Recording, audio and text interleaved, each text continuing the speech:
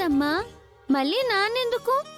ఏ మీ నాన్న రెడీ చేస్తే మీకు నచ్చదా? ఎందుకు నచ్చదు? ఇప్పుడే వెళ్ళి నాన్నం తీసుకొస్తాం.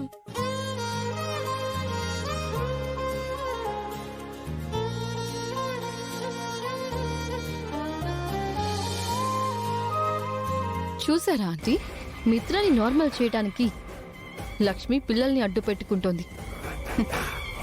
లక్ష్మి ఎన్ని ప్లాన్లు చేసినా నీ ప్లాన్ ముందు పనిచేయవు కదా.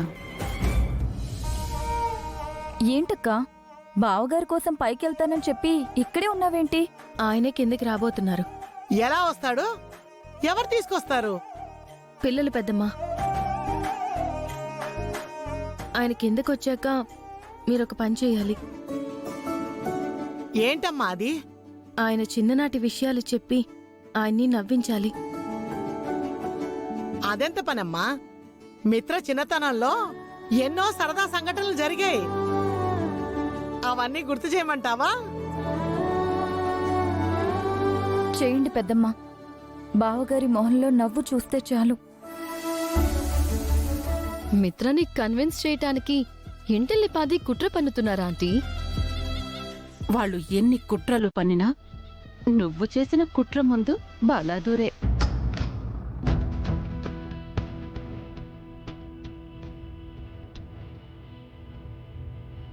నాన్న, నాకు తల తువ్వి చెడవేవా? అమ్మ పిన్ని ఉన్నారు కదా లక్కీ. వాళ్ళు పనిలో ఉన్నారు నాన్న. మీరే మమ్మల్ని రెడీ చేయాలి. సరే నువ్వే నువ్వు. ఇక్కడ కాదు నాన్న, కిందకి వెళ్దాం. కిందకా? అవును నాన్న, అందరూ హాల్లో ఉన్నారు. రండి. వద్దు లక్కీ. రండి నాన్న, అరే రండి. వద్దు.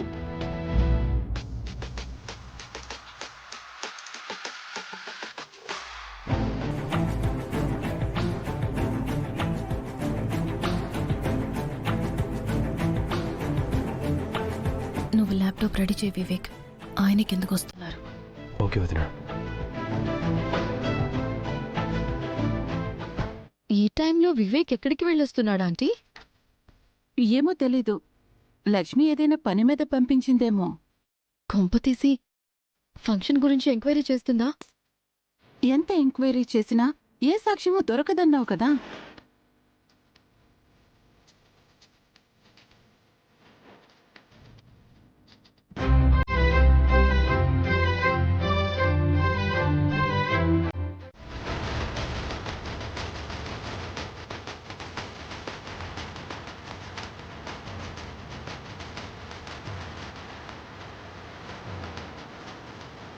వేరే క్యాన్లో చూడు.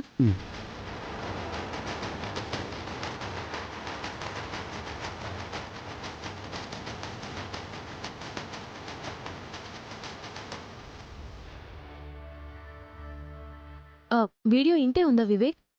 అంతే ఉంది వదినా. ఆయన్ని మనీషా రూమ్ లోకి తీసుకెళ్ళడం రికార్డ్ అవ్వలేదా? అక్కడ కెమెరా లేవంట వదినా. ఈ ఎవిడెన్స్ సరిపోతుంది కదా వదినా. చాలదు వివేక్, ఇంకా బలమైన సాక్ష్యం కావాలి. మనీషా ఫ్రెండ్ ఒకరి దగ్గర మత్తు మందు తీసుకోవడం, మనీషా అన్నయ్యని పక్కకు తీసుకెళ్లడం చాలా క్లియర్గా ఉంది కదా వదినా.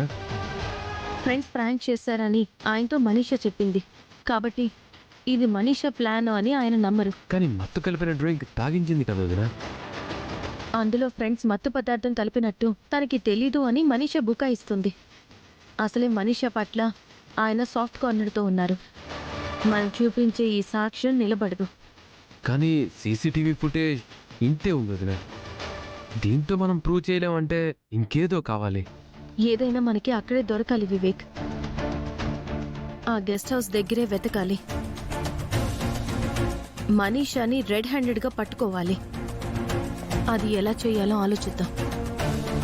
అయితే నన్ను ఇంకోసారి అక్కడికి వెళ్ళమంటావు వదినా? ఇప్పుడే వద్దు. ముందు మీ అన్నయ్య పూర్తిగా నార్మల్ అవ్వాలి. ఇంట్లో నేను చేయాల్సినవి చేస్తున్నాను. నువ్వు ఆయన్ని ఆఫీస్కి తీసుకెళ్ళవా? ఇంట్లో నుంచి అన్నయ్య బయటికి రావట్లేదు, ఇంకా ఆఫీస్కి ఎలా వస్తాడు వదినా? ఎలాగో అలా ఏదో ఒకటి చెప్పి ఆఫీస్కి తీసుకెళ్ళి వివేక్. ఆయన పనిలో పడితే జరిగినవి మర్చిపోతారు. సరే వదినా. అది జరిగింది. కాసేపట్లో వాళ్ళు గుడికి బయలుదేరతారు. మనీష మనశ్శాంతి కోసం గుడికి వెళ్తున్నట్టు లేదు వదిన. ఏదో ప్లాన్ అయి ఉంటుంది. బావగారిని గుడికి తీసుకెళ్లి మనీష పెళ్లి చేసుకోదు కదా? చేసినా చేస్తుంది. అది ఎంతకైనా తెగించేలాగా ఉంది. ఎలాగైనా మనం వాళ్ళని గుడికి వెళ్లకుండా ఆపాలి వదిన. లేదంటే జరగకూడదు ఏదైనా జరగచ్చు. ఇంకా ఆలోచిస్తావేమిటమ్మా?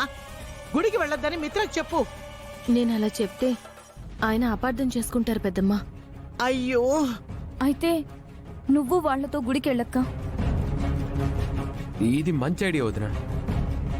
మీరు పక్కన ఉండగా మనీష ఏం చేయలేదు కదా.